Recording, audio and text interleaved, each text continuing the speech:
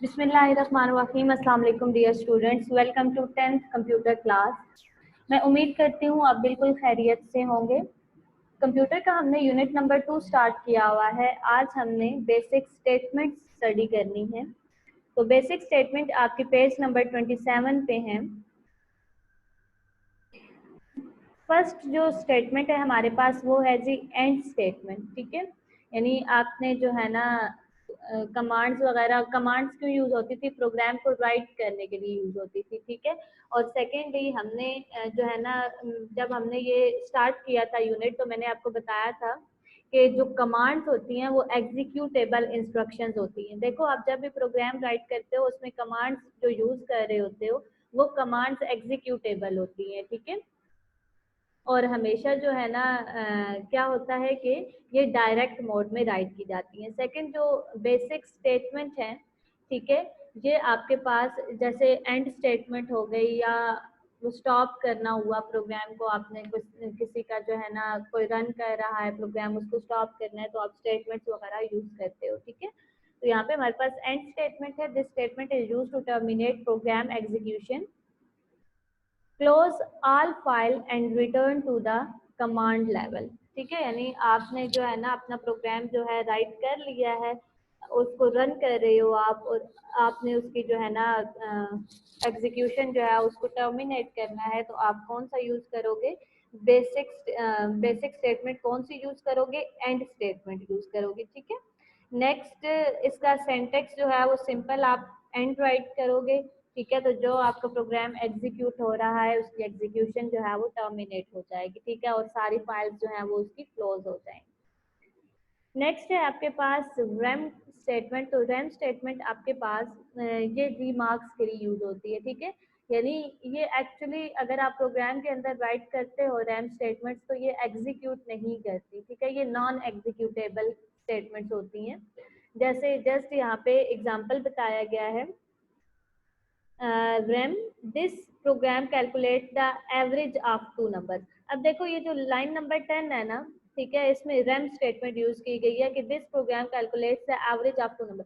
जब ये program run करेगा ना तो ये जो ऊपर लाइन लिखी हुई है this program calculate the average of two number, ये प्रिंट नहीं होगी। ठीक है, ये रन नहीं करेगी। ये जस्ट क्यों रैम स्टेटमेंट्स यूज की जाती हैं कि अगर आप लोगों ने कोडिंग की है किसी प्रोग्राम की और कोई दूसरा बंदा आपकी कोडिंग को देखता है, तो ये जो रैम स्टेटमेंट्स हैं ये उसको जो है ना अंडरस्टैंड करने में ज़्यादा जो है ना आसानी होती है कि ये प्रोग्राम क्या कर रहा है, इस लाइन में क्या कौन सा ऑपरेशन परफॉर्म हो रहा है। यानी इन अदर वर्ड, जब हम अपने क्वेश्चन की एक्सप्लेनेशन देते हैं, ठीक है, ताकि अगले बंदे को समझने में आसानी हो, तो इसी तरह से हम अपनी कोडिंग की एक्सप्लेनेशन देने के लिए रैम स्टेटमेंट यूज करते हैं। ठीक है, in this program line number 10 and line number 50 are non-executable. The basic interpreter does nothing to these line।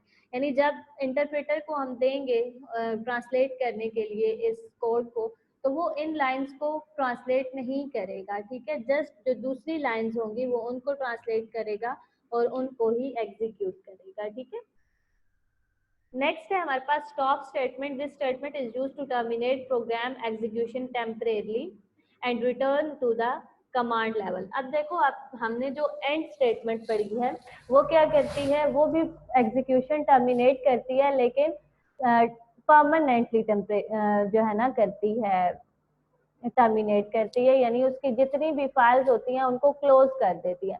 लेकिन जो स्टॉप स्टेटमेंट है वो टेम्परेरली उसको टर्मिनेट करती है। ठीक है, और सारी फाइल्स को क्लोज नहीं करती। अगर वहीं से हम रिज्यूम करना चाहें तो हम रिज्यूम कर सकते हैं। इंटरप्रिटेशन देख लेते हैं इसकी। स्टॉप स्टेटमेंट में B use anywhere in a program to terminate execution of the program. When a stop statement is encountered in the program, the following message is printed: break in line।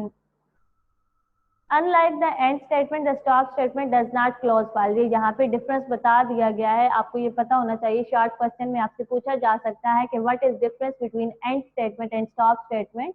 ठीक है, तो आपने यही बताना है कि and statement उसको permanently terminate करती है और उसकी सारी फाइल्स को क्लोज कर देती है, लेकिन जो स्टॉप स्टेटमेंट है वो टेम्परेरली टर्मिनेट करती है और उसकी सारी फाइल्स को वो क्लोज नहीं करती। GW basic always returns to command level after a stop is executed. Execution is resumed by issuing a continue command. हमने continue command पढ़ी थी, ठीक है।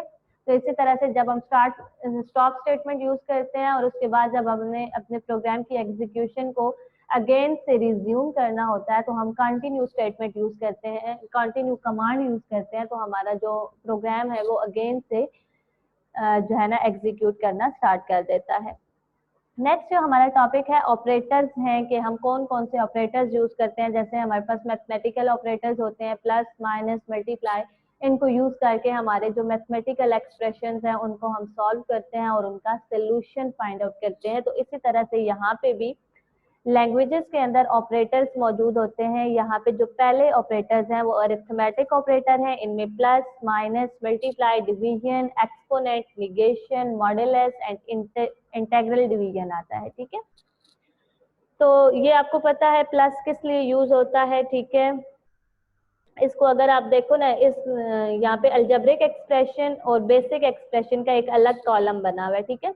तो जो अलजेब्रिक एक्सप्रेशन होगा इट्स मीन कि हम प्लस को मैथमेटिकल फॉर्म में कैसे यूज करते हैं, और जो बेसिक एक्सप्रेशन होगा वो ये होगा कि हम बेसिक लैंग्वेज के अंदर इसको कैसे यूज करेंगे, ठीक है। तो प्लस को तो हम जैसे अलजेब्रिक में यूज करते हैं वैसे ही बेसिक में करेंगे, माइनस को भी, मल्टीप्लिकेशन का डिफरेंट है, ठीक है।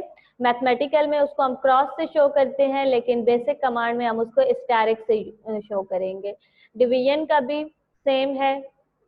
एक्सपोनेंट हम अलजेब्रिक एक्सप्रेशन में a पावर n लिखते हैं ना, लेकिन यहाँ पे a और एक्सपोनेंट का सिंबल यूज करेंगे और साथ n राइट करेंगे, ठीक है।